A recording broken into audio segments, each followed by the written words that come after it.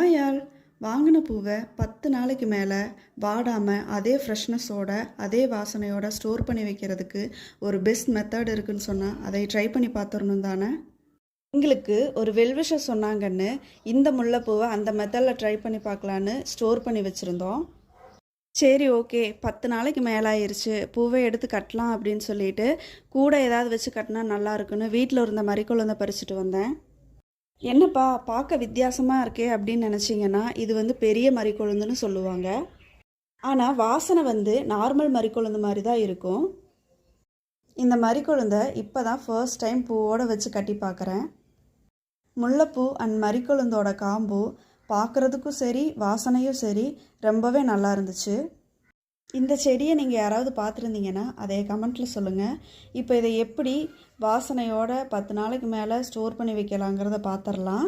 இது ஒரு airtight container எடுத்துக்கோங்க. டிஷ்யூ அல்லது ஒரு காட்டன் துணி ரெண்டில் ஏதாவது ஒன்று எடுத்து இந்த மாதிரி ஃபுல்லாக கவர் பண்ணிக்கோங்க. அப்புறம் நீங்கள் கட்டின பூவாக இருந்தாலும் சரி உதிரியாக இருந்தாலும் சரி அதை எடுத்து இந்த வீடியோவில் காட்டுற மாதிரி வச்சுருங்க.